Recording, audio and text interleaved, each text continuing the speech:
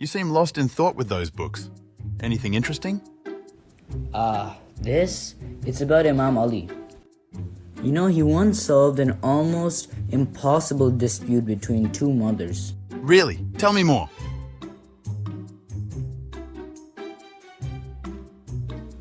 Two women were arguing over a baby boy, and each woman claimed the baby was her son.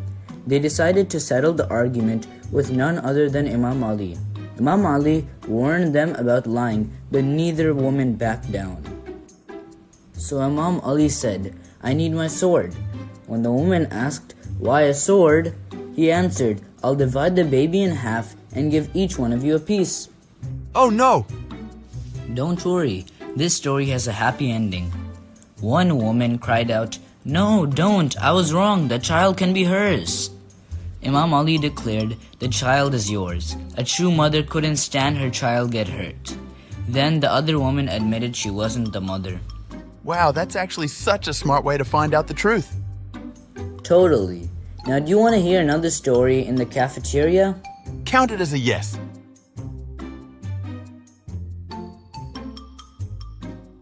So before I tell you this story, do you know who Bibi Zainab is? Of course. Bibi Zainab was the daughter of Imam Ali and the sister of Imam Hassan and Hussein. She played a crucial role in Islamic history. She witnessed the Battle of Karbala, and after Imam Hussein's martyrdom, she was captured. As a prisoner, she became a spokesperson and delivered a famous speech. Her speech is very famous up to now, and her divine virtues are a beacon for life for all Muslim women. That's absolutely correct. So once, when Bibi Zainab was a young girl, she went to her father and asked, "Oh father, do you love me?" "Certainly, my darling, I love you," replied Imam Ali. Again, Bibi Zainab asked, "Do you also love Allah?" "Of course I do love Allah, my child," replied the father. Bibi Zainab was very confused. She asked again, "Oh father, how is it possible to have two loves in one heart?" Imam Ali was pleased with the question. He smiled and replied, "Dear child, I love you because it is Allah's command to love one's children. In loving you, I love God. The moral of the story is that you should love others because it's what God wants us to do." That's such a simple yet powerful lesson.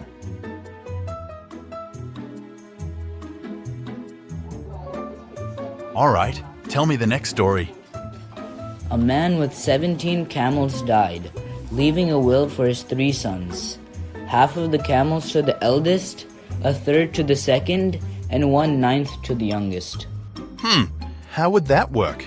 17 can't be divided by 2, 3, or even 9. That's also what they thought. So after a long hard thought, they decided that there was only one man in the entire Arabia who could help them, Imam Ali ibn Abi Talib. So they all came to the door of Imam Ali and put forward their problem. Imam Ali said, "Let's add one of my camels, making it 18. Now we can divide the camels per his will. The eldest son gets half of 18, which is 9. The second son gets a third of 18, which is 6. The youngest gets a 9th of 18, which is 2. 9 plus 6 plus 2 is 17. Now the sons had 17 in total, and Imam Ali took his camel back. What a smart solution. I would never have thought of that. I agree. You want to hear another story outside? Sure.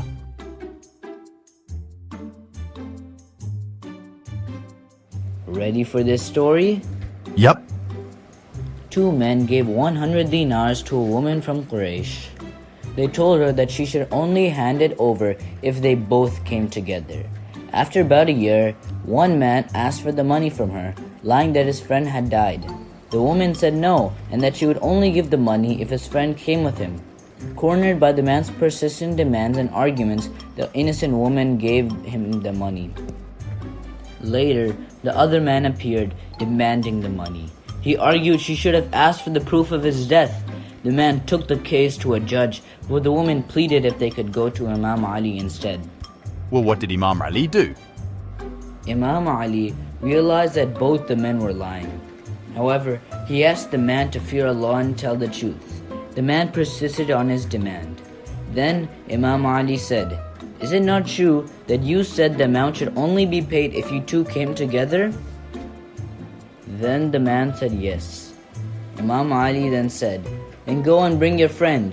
We shall then pay you the amount." The man, unable to do so, ran away disappointed.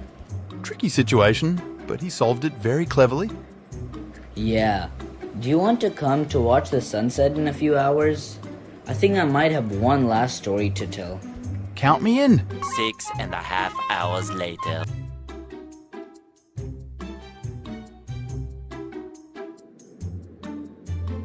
Ready for the last story? I've been saving this one for last. Go ahead. One day, Imam Ali went into the mosque and found a young man crying over an unjust judgment given by a judge. When Imam Ali asked what happened, the young man said that his father had gone with some tribesmen. The men came back, but his father did not come back. The boy said he had asked the men about his dad, and they said he had died. The boy then asked the men about the money that his dad had taken with him, and they denied any knowledge about the money. When the boy came to tell the judge ordered him to stop interfering with the tribesmen. Imam Ali immediately commanded Qambar to summon the people that the young man's father had gone with. Then, when they all arrived, he asked the people to come before him and the young man with them. He asked him about what he had said, and the young man repeated his claim and began to cry, saying, "By Allah, I accuse them of killing my father. They tricked him so they could take his money." Oh no! What happened after that? Imam Ali questioned the tribesmen. They told him exactly what they had told the judge, that the man died and they did not know anything about his money. The Imam said, "What do you think? Do you think that I do not know what you have done with the father of this youth?" The Imam ordered them to separate from each other, and they were separated from each other within the mosque. Each of them was made to stand next to one of the pillars in the mosque. Next, the Imam asked each one of them, "Tell me on which day you left your houses while the father of this boy was with you."